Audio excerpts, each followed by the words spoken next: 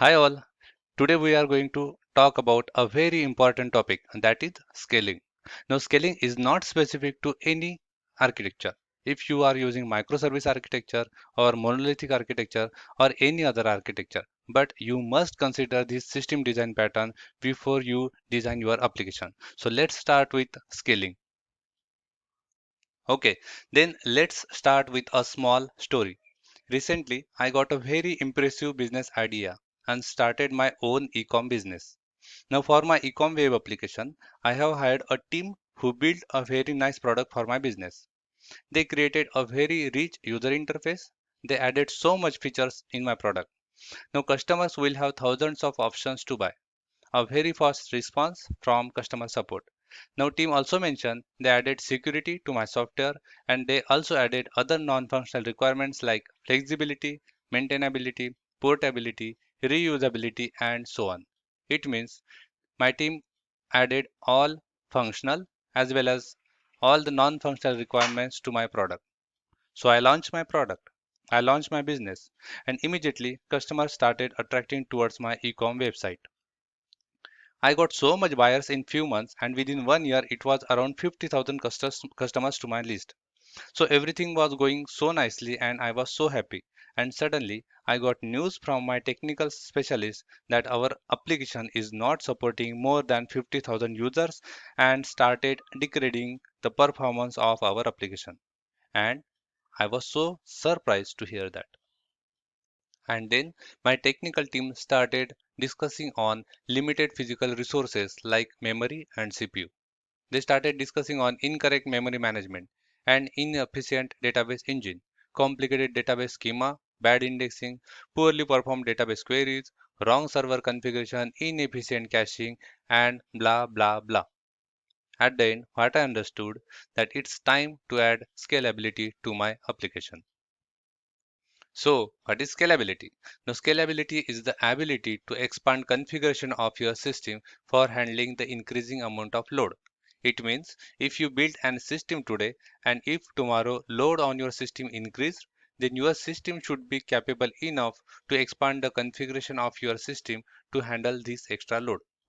Now, scaling can be done either by adding extra hardware or by upgrading the current system configuration. Now, in turn, there are two different ways to accomplish scaling. One is vertical scaling and the other is horizontal scaling. So, what is vertical scalability? Now, vertical scaling means to increase the capacity of a single machine. Here, the resources such as processing power, storage, memory, and more are added to an existing work unit. Now, let's try to understand this using this picture. Now, suppose today I built an system and this system is capable to handle 10,000 users. Now, tomorrow users increase to 30,000. Then my system should be capable to allow to add extra resources like processing power, storage, memory to my system to handle these 30,000 users. Now, again tomorrow users are increased to 50,000. Again, I should be able to upgrade my system to add extra power by adding processing power, storage, memory, and other required configuration to handle these 50,000 users. Okay, and this is nothing but vertical scalability. Now here every time load on my system increase, my system should be capable to upgrade it with extra resources and most important is every time I am upgrading the same machine. I am not adding any new machine here, but I am just trying to make same machine more powerful. Now let's see below picture. In this case, the users are directly making call to the application server. It means there is no any component in between to balance the load or to handle this load before it is coming to application server. So it is in turn the responsibility of the application server only to manage all these things or to manage this extra load. Now, as we are increasing the resources here, it is nothing but the scaling up. At the same time, if we decrease the resources, it is called as scaling down. Okay, then what are the advantages and disadvantages of vertical scalability? Now, in vertical scalability, there is only one system is involved. It means less cost is involved, less administrative efforts as you need to manage just one system. Now, if your application is small, you should not even think about any other approach other than vertical scalability because for small application, vertical scalability is the best option. Now there are some disadvantages of vertical scalability. Now in vertical scalability, there is only one system and there is only one instance of your application which is installed on your system. It means if your system is down, your complete application is down and your complete business is down. Hardware limitation and limited scaling. Obviously, you cannot just keep on adding the resources to only one hardware or to only one system. There are always some limitation. You cannot just keep on just adding the resources to the same system. That is why it is said it has some limited scaling. Then what is horizontal scalability? Now horizontal scalability means to add more nodes or remove nodes from a system, such as adding a new computer or removing a computer if it is not required. So let's try to understand this using this picture. Now suppose today I built an system to handle 10,000 users. Now tomorrow suppose these users became 30,000 and now I will not upgrade the existing hardware, but I will add one more hardware to the system to balance this load. So in turn there are two hardwares now to handle these 30,000 users. Now again if these users become 50,000, again, I will not upgrade any existing system, but I will add one more hardware to balance the load of these 50,000 users. And this is nothing but horizontal scalability. In horizontal scalability, we are not upgrading the configuration of existing system, but we will add extra hardware to balance the load. And this increasing the hardware and decreasing the hardware called as scale out and scale in.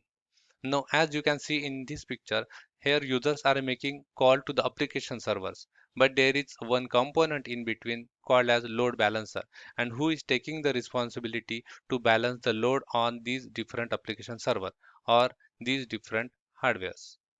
And this is nothing but horizontal scalability. Today, customers with big system, they want to use cloud features. They do not want to manage hardwares by their own, but they will take hardwares on rent from the providers like Amazon, Google, Microsoft, and so on. And they will give rent for only those hardwares which they have used. Now suppose for one application like ecom, today there is no much load from the users. So it will use only limited hardwares from the cloud provider and give rent only for those hardwares. Now tomorrow, let's say at the Christmas time, there is huge load on the applications. And now there are some load balancer like Kubernetes who will simply increase the number of instances of your application, generally called as pods, and deploy to extra nodes, which means nothing but using extra hardware from the cloud providers. And also will pay the rent for those extra hardware. And in this case, whenever there is extra load, it will just increase the hardware. Whenever the load is less, it will just decrease the hardware and customers will pay only for those hardwares. Then, what are the advantages and disadvantages of horizontal scalability? Now, in case of horizontal scalability, even if one server goes down, there are servers to handle the request or load that is resilient in nature. Now, if you can see here, if server 1 is down, still there are server 2 and server 3 who can keep my application running. Load balancer will balance the load between server 2 and server 3 even though server 1 is down, right? Then you can add servers and reduce the servers depending upon the load. We already discussed this. Then load balancing required and used for cloud services. We have already discussed about these 2 points as well. Disadvantages of horizontal scalability. It increases the infrastructure cost, possibility of data inconsistency, and architectural design is complicated. Horizontal scalability is really for the huge application. For small application, you should always go with the vertical scalability. In case of horizontal scalability, obviously it increase the more infrastructure cost as well as architectural design is really complicated. And that was all about vertical and horizontal scalability. Thanks for watching this video. We will see you in the next video with the new topic. Thank you. Bye bye.